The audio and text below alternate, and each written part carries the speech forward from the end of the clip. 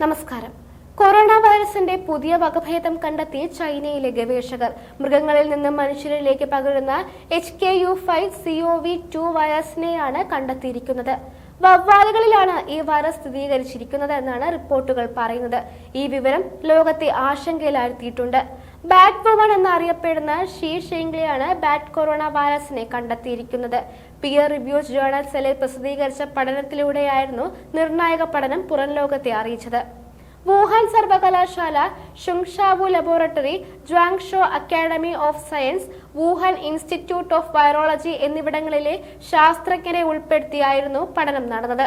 മെർബേക്കോ virus ഉപജാതിയിൽപ്പെട്ട വൈറസാണിത്. ഹോങ്കോങ്ങിലെ Japanese പിസ്റ്റർല വവ്വാലുകളിൽ നേരത്തെ HK-യുടെ corona വൈറസിന്റെ സാന്നിധ്യം സ്ഥിരീകരിച്ചിരുന്നു. ഇതിന്റെ പുതിയ വകഭേദമാണ് ഇപ്പോൾ സ്ഥിരീകരിച്ചിരിക്കുന്നത്.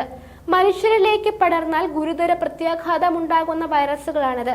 വവ്വാലുകളിൽ നിന്ന് നേരിട്ടോ അല്ലാതെയോ അതിവേഗത്തിൽ മനുഷ്യരിലേക്ക് പകരാൻ ഈ വൈറസുകൾക്ക് കഴിയും. അതേസമയം പുതിയ വൈറസിന്റെ വരവ് വലിയ ആശങ്കയാണ് ആളുകളിൽ സൃഷ്ടിച്ചിരിക്കുന്നത്. കൊറോണ വ്യാപനം തന്നെ വലിയ പ്രത്യാഘാതമായിരുന്നു ലോകത്ത് സൃഷ്ടിച്ചത്. പുതിയ വൈറസ് പടർന്നാൽ സമാന സാഹചര്യം വീണ്ടും ഉടലെടുക്കുമെന്നാണ് ഭയപ്പെടുന്നത്.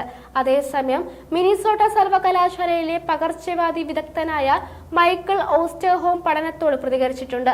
2019 കാലഘട്ടത്തെ അപേക്ഷിച്ച് ഈ വൈറസുകളെ പ്രതിരോധിക്കാൻ ജനങ്ങൾക്ക് പ്രതിരോധശേഷി കൂടുതലായി ഉണ്ടെന്നും വലിയ ദുരന്തം ഉണ്ടാകില്ലെന്നുമാണ് പറയുന്നത്.